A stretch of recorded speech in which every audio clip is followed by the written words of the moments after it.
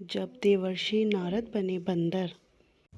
माता पार्वती देवर्षि नारद के तपोबल और ज्ञान से अत्यंत प्रभावित थी। वे सदा उनकी प्रशंसा करती रहती थी। एक बार बातों बातों में वे भगवान शिव के समक्ष नारद मुनि की प्रशंसा करने लगी। तब शिवजी ने उन्हें बताया कि नारद ज्ञान के अथाह सागर हैं, किंतु एक बार उन्हें अपने ज्ञान और तपोबल का अहंकार हो गया और इस कारण उन्हें बंदर बनना पड़ गया।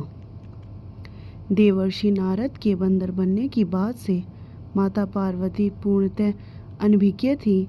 उनके मन में इस कथा को जानने की जिज्ञासा जाग उठी। उनकी जिज्ञासा शांत करने भगवान शिव ने उन्हें पूरी कथा सुनाई, जो इस प्रकार है। हिमालय पर्वत पर एक पवित्र गुफा स्थित थी। उस गुफा के आसपास का वातावरण बड़ा ही मनमोहक था। समीप ही गंगा नदी प्रवाहित होती थी। ऊंचे पर्वत और हरे भरे वन से आच्छादित वह स्थान देवलोक जैसा रमणीय प्रतीत होता था। एक दिन नारद भ्रमण करते हुए उस स्थान पर पहुंच गए। वहां का मनोरम दृश्य देख मुग्ध हो गए। वहां उन्होंने अपनी तपोस्थली बनाई और भगवान विष्णु की तपस्या में लीन हो गए। जब नारद की तपस्या के बारे में देवराज इंद्र को पता चला तो वे चिंतित हो उठे। उन्हें अपना इंद्रलोक का सिंहासन डोलता दिखाई पड़ने लगा। वे भयभीत हो गए कि कहीं अपने तपोबल और नारद उनका सिंहासन न छीन ले। देवराज इंद्र ने नारद की तपस्या भंग करने की ठान ली। उन्होंने कामदेव को उनके पास भेजा। जब कामदेव नारद के पास पहुँचे तब वे तपस्या में लीन थे। कामदेव ने अपनी माया से उनकी कामग्नि भड़काने का प्रयास प्रारंभ किया। सर्वप्रथम उन्होंने ऋतु परिवर्तित कर बसंत ऋतु उत्पन्न कर दी। बसंत ऋतु होते ही पेड़ पौधे रंग बिरंगे पुष्प से आच्छादित हो गए। कोयल कूकने लगी और भंवरे गुंजन करने लगे। शीतल और सुगंधित पवन हवा बहने लगी।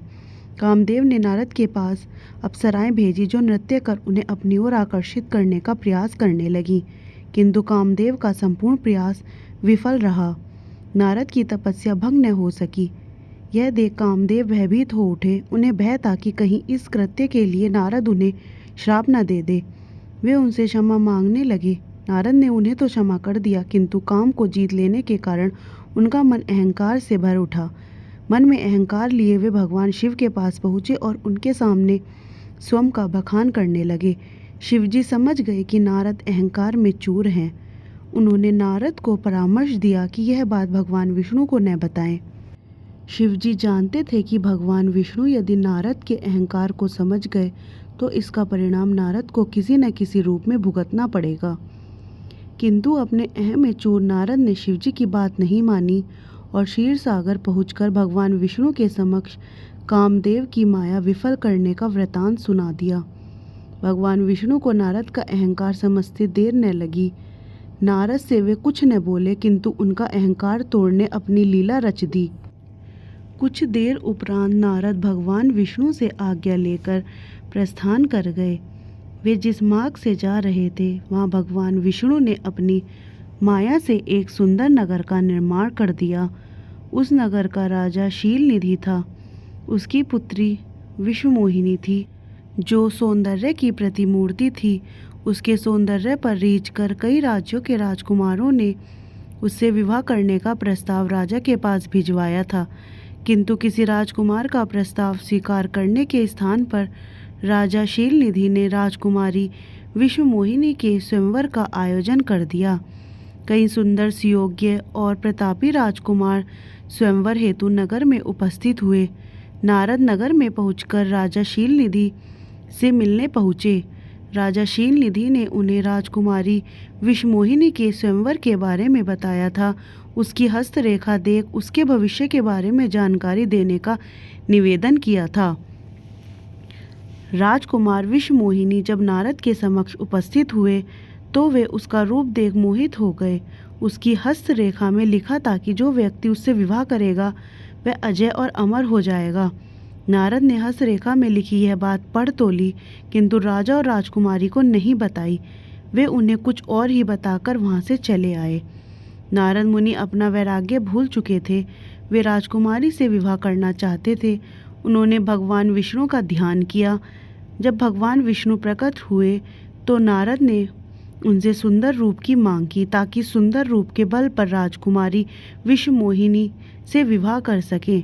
भगवान विष्णु ने कहा, नारद तुम्हारा कल्याण हो, और अंतर ध्यान हो गए। अपनी माया से उन्होंने नारद को बंदर का रूप दे दिया। नारद मुनि प्रसन्न मुद्रा में स्वयंवर के लिए निकल पड़े। वे इस बात से पूर्णतः थे कि उनका मुख बंदर के समान हो गया है। एक पेड़ के पीछे छिपे 2 शिवगण यह सारी माया देख रहे थे। वे भी नारद मुनि के पीछे पीछे स्वयंवर में पहुंच गए। स्वयंवर में वे नारद के निकट ही बैठे थे और आपस में उनके रूप की प्रशंसा करने लगे। यह प्रशंसा नारद ने सुन ली और उनका अहंकार अपने चरम पर पहुंच गया। वे यह मान बैठे कि राजकुमारी विश्वमोहिनी उनको ही वरमाला पहनाएगी। किंतु जब राजकुमारी विश्वमोहिनी वरमाला लेकर आई तो नारद को देखे बिना ही एक अन्य राजकुमार के गले में वरमाला डाल दी। यह राजकुमार और कोई नहीं बल्कि भगवान विष्णु ही थे। भगवान विष्णु रूपी राजकुमार के गले में वरमाला देख अहंकार में चूर नारद के मन में क्रोध और ईर्ष्या का भाव जग गया। उसी समय शिवगणों ने उनका परिहास करते हुए कहा, ऐसे मुख को राजकुमारी क्या उसके दासी भी नहीं देखें? तनिक जल में अपना मुख तो देखो। नारद ने जब जल में अपना वानर मुख देखा तो उनको क्रोध 7वें आसमान पर पहुंच गया। क्रोध के आवेश में उन्होंने दोनों शिवगणों को राक्षस बन जाने का श्राप दिया और वहां से भगवान विष्णु से मिलने निकल गए। तब तक उनका मुख सामान्य हो चुका था। मार्ग में ही उन्हें भगवान विष्णु मिल गए। उनके साथ माता लक्ष्मी और विश्वमोहिनी भी थी। नारद को भगवान विष्णु की माया समझते देर न लगी। क्रोध भाव में वे उन पर आरोप लगाने लगे, आपका हृदय छल और कपट से भरा हुआ है। समुद्र मंथन के समय भी आपने शिवजी को बावला बनाकर विषपान और असुरों को मदिरा पान कराकर स्वयं लक्ष्मी जी और कौस्तुभ मणि प्राप्त कर ली थी। आज आपने मेरे साथ छल किया है, इसका परिणाम आपको अवश्य भुगतना पड़ेगा। आपने मनुष्य रूप धारण कर विश्वमोहिनी को प्राप्त किया है। मैं आपको श्राप देता हूँ कि आपको मनुष्य योनि में जन्म लेना होगा और स्त्री वियोग का दुख भोगना होगा। आपने मुझे वानर मुख दिया था, इसलिए आपको वानरों से सहायता लेनी होगी। नारद मुनि के श्राप को भगवान विष्णु ने स्वीकार कर लिया और अपनी माया के प्रभाव से नारद मुनि को मुक्त कर दिया। माया से मुक्त होने पर नारद मुनि अपनी भूल पर पछताने लगे, किंतु वे भगवान विष्णु को श्राप दे चुके थे जो वापस नहीं लिया जा सकता था। नारद मुनि को माया से मुक्त देखकर शिवगण उनके पास पहुँचे और क्षमा याचना करने लगे और श्राप मुक्त करने का आग्रह करने लगे। तब नारद मुनि ने कहा, मेरा श्राप वापस तो नहीं हो सकता। तुम दोनों रावण और कुंभकर्ण के रूप में बलवान और तेजवान राक्षस के रूप में जन्म लोगे और अपने बल से पूरे विश्व पर विजय प्राप्त करोगे। भगवान श्री राम के हाथों मृत्यु प्राप्त कर तुम्हें मोक्ष की प्राप्ति होगी।